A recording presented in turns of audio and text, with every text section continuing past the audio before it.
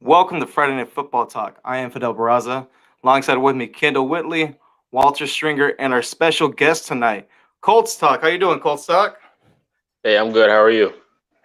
Great. Hey, just want to say thank you for joining us tonight, and let's talk some Colts football. First question All that I right. have for you: what's your thoughts on the Colts season so far? Impressive. I would say that the most, due to the recent transactions we did in the offseason and how we just seem to survive with all the injuries we're currently going through, and we're still trying to recover. We're doing a great job. I expected the defense to play high at the beginning of the year with the addition of DeForest Buckner, and they're currently living up to that hype. So I'm pretty excited. The offense is lackluster. I expected that with Phillip Rivers due to his last year in as a Charger, but I mean it's pretty fine. We're staying afloat and we got a positive record, so we're doing really good right now.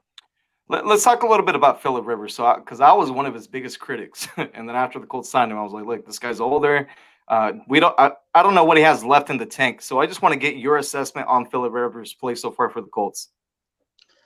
Um, Inconsistent. Phillip Rivers is an inconsistent quarterback, and that comes up with his age. So I mean it's expected. He's kind of on the end of his break as a quarterback in the NFL. I mean he's like on a 1 year deal or 2 year deal with us, so he won't be here for long. So it's kind of expected to get the kind of performance he's going to have. He never really had a throwing arm as an elite quarterback, even when he was in his prime, because he never really had a throwing motion. He always throws from the sidearm, so none of his passes really hit. I mean, I like the guy.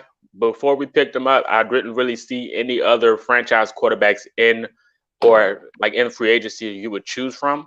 So I feel like he was a good option, and especially with his chemistry he has with Frank Reich and offensive coordinator Nick Sirianni.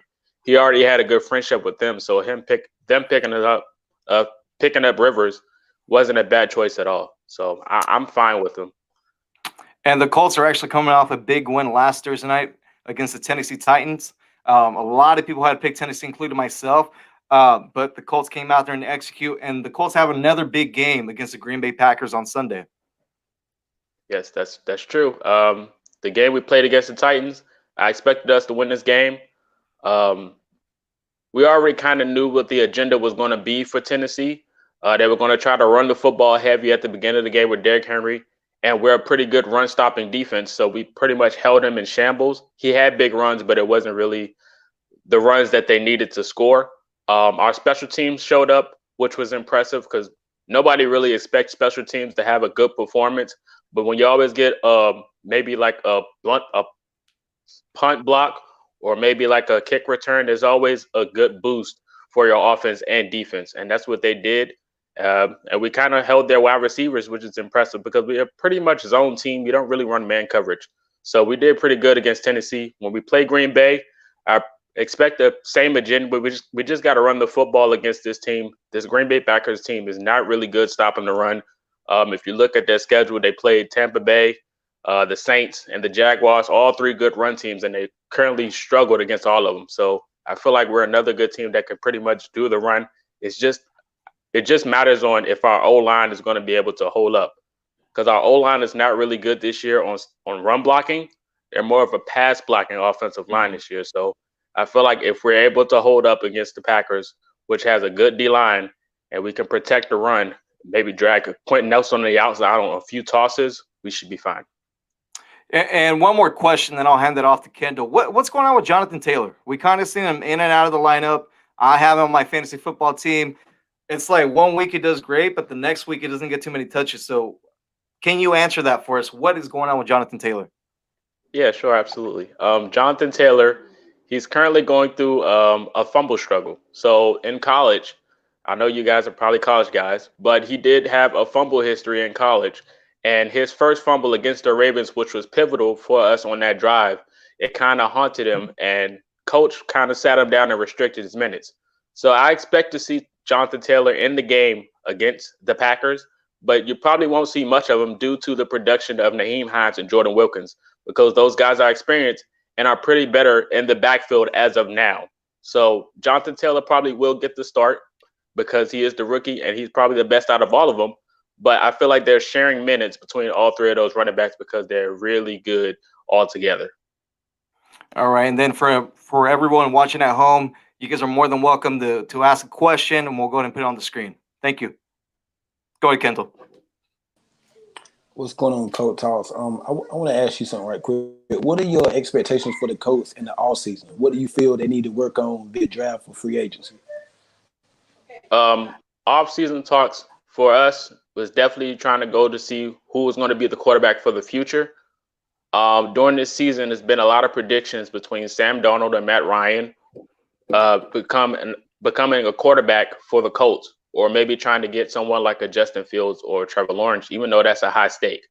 The places we should target most is a left tackle. Anthony Costanzo is on the end of his rope, and we definitely need another left tackle to hold up with that great offensive line we already have. Another thing we need to address is the wide receiver core. Due to the regression of T.Y. Hilton, I feel like we have to go try to find a number one wide receiver. Even though I have high potentials of Michael Pittman Jr. being our number one, he just has to get the ball thrown to him, and that's a chemistry thing between the quarterback and the wide receiver, so that's perfectly fine. Anything else on defense, we have to figure out what we're going to do with Malik Hooker. This is his contract year, and he's out for the year again after another season-ending injury. So Julian Blackman's definitely stepped up to the plate, so we have to figure out what we're going to do with that guy. We don't know, but our linebacker core is decent. The most things we have to attack is the quarterback position and left tackle. Do you think y'all have what it takes on defense to contain Aaron Rodgers and the company? Oh, absolutely. Absolutely. Aaron Rodgers is probably top 3 quarterbacks in the NFL right now. He's my personal favorite quarterback in the NFL.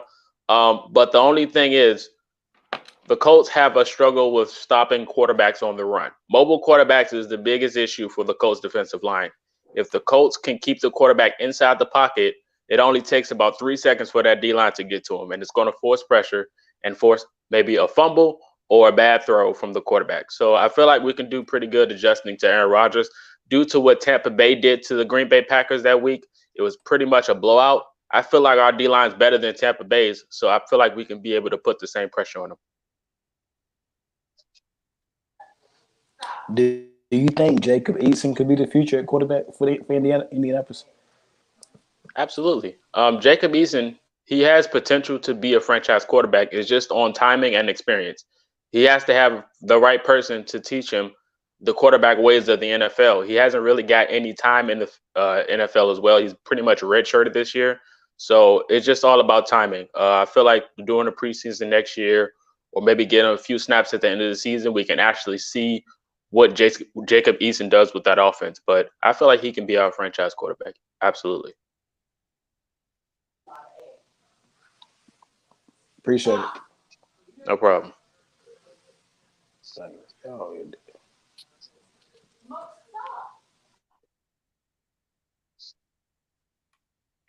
All right, I think we're having a little bit of a connection issue. Go ahead, Walt. Yeah. So, hey, good to meet you also, Colts Talk. No problem. Quick question. So what is the overall consensus right now in that city as far as the fan base when it comes to the Colts? Are fans buyers right now, or are they sellers?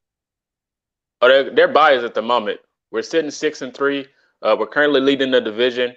All we need is the Titans to lose 2 more games, and we're pretty much in. There's about 9 teams in the AFC with a 6-3 record, and I feel like we have the confidence to lead and maintain consistency to make the playoffs. So I feel like everyone in the Indianapolis is pretty much predicting playoffs at this moment due to how the Colts are playing. They're pretty much unstoppable. Only thing that matters is about the offense, but everyone feels like the defense can lead us to the playoffs because we know defense wins championships at the end of the day.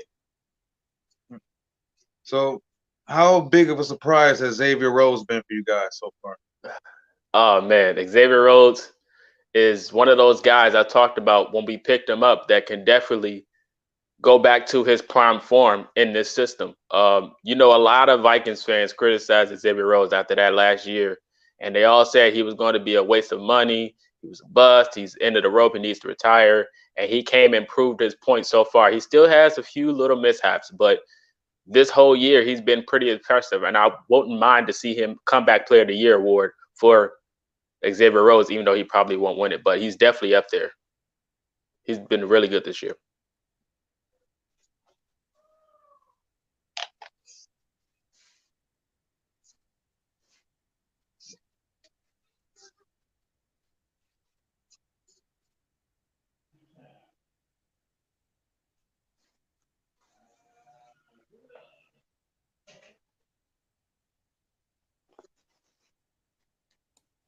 Yeah, and you know what? I'll just say too that I've been surprised by this team. I mean, we already kind of knew that their defense was going to be improved with that trade that they did for Buckner, right? And man, dude, the 49ers miss him. Absolutely, absolutely. That was a big steal for us. I didn't expect it coming, but in Balor we trust is the saying we have for Coach Nation, and he's pretty much been on it so far, and I'm pretty happy that to have him doing these type of contracts and agreements. I love Michael Pittman Jr. Coming into the draft, and the Colts were able to pick him up. He had an injury. He was on IR for some weeks, but now he's back, and he looks like he's going to be an important part of that offense going forward. Absolutely, man. Michael Pittman is a guy that you've seen at the beginning of the year, coming into the draft and in OTAs and everything, he had a dropping mishap, and everyone was saying, well, this guy is a bust and we shouldn't really give him the ball, try to go for another wide receiver. But he's been proving himself ever since he stepped on the field from week one. Ever since he stepped on the field, he hasn't had any drop passes. When you give him the ball, he gets about maybe 3 yards per carry, and he can go in the slot, he can go out deep post or across the middle. This guy is definitely number one wide receiver potential. We just have to get him the football. And I feel like, and he has a good blocking ability as a rookie. You don't really get rookies as a wide receiver to do really good on run block protections. So he's definitely up there. Who would you say is your biggest surprise this year on that Colts team? My biggest surprise so far will be Julian Blackman. The safety Julian Blackman, the guy that got injured coming out of the draft. And this year, he's played lights out since he was able to start on the team after Malik Hooker's injury. He's out here proving a point that he can lead on that depth chart as a safety. And I feel like he can do that. And he's definitely been my surprise. All right, and we got some comments and a question, so I'll put those up. Justin Savage, good group, but Colts pretty good. Still think they need a running back and wide receivers. What do you think? I totally I can agree with that. We need a true number one. And after the production of the running back so far this year, even though the year is still almost not to be complete, we kind of missed Marlon Mack, but he was that go-to guy. Yeah. You give him 2 downs and he was gone. So he's definitely that number one running back that we do miss. And for a number one wide receiver as well, I totally understand because we don't have one. T.Y. Hilton has been, inconsistent. He's been picking up the pace, especially after that Tennessee game. He's just not getting the ball thrown to him in the end zone or, towards the goal line. So, I mean, I totally understand what he's saying on that. All right. Thank you, Justin, for the engagement. All right. We got a question from our very own Clayton. With QB and wide receiver talent deep and considered elite this class, do you see a scenario where the Colts go both in the first 2 rounds? I'm sorry. Possibly no. I feel like in the first few rounds, we'll probably go for what we need most of the left tackle. Ballard always hits pivotal on the points that we do need. And most of our success and talented players like Darius Leonard has come in late rounds. So I feel like most of the products that go sleep is in the late draft picks. And I feel like Ballard would do that. All right. Thank you so much, Clayton. All right. Let me get a prediction out of you. Do you see the Colts being able to keep up the momentum that they have in winning the division? Absolutely. I'm not being biased at all. I'm just being completely honest. When you look at this division, you see a Texans team that has nowhere near a chance of making the playoffs. And then you see the Jaguars, who are currently going through quarterback issues and suspect defense. So the only real competition we have in that division is the Tennessee Titans, who we currently just beat. And if we lose to them, it'll be a 1-1 record. So it only takes a one non-conference win or non-divisional win loss from the Titans for us to become number one and remain at the number one seed of the AFC South. So I feel like we can still win this division, and it's pretty easy. Man, you guys are going to have some really interesting games coming up. So obviously they play Green Bay. We talked about that earlier. They play Green Bay this Sunday. And then the following week, there's a rematch of last week's game. They play Tennessee in Indianapolis. And then you have the Texans remaining, Raiders, Texans again, Steelers, and Jaguars to wrap up the season. What do you see the record being going forward? At the end of going forward for the rest of this year, I can only predict about 2 or 3 more losses. 2 or 3. At the beginning of the year, I had us going to maybe 11-5 or 10-6. I'm pretty much on par of that so far because that's pretty much the type of team that we are. The roster that we have and the production of the defense, you can never really predict an 8-8 or 9-7. So this team is definitely a 10-6 or 11-5 roster. So I can only predict 2 or more losses at most. All right, Colts Talk. Well, let us know. Let the viewers at home know where they can follow you on social media. All right, on Twitter, that's pretty much where I am the most. You can catch me there during the games. Or at my mention for social media for Twitter is Colts Talk YT. That's Colts Talk YT, and on YouTube it's just Colts Talk, as you see here on the handle. That's where you can find me. All right, and I think Kendall had another question before we get off.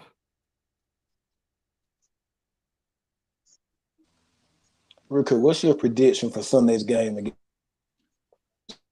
the Packers? My prediction for the Packers, I got us winning by about 10 points.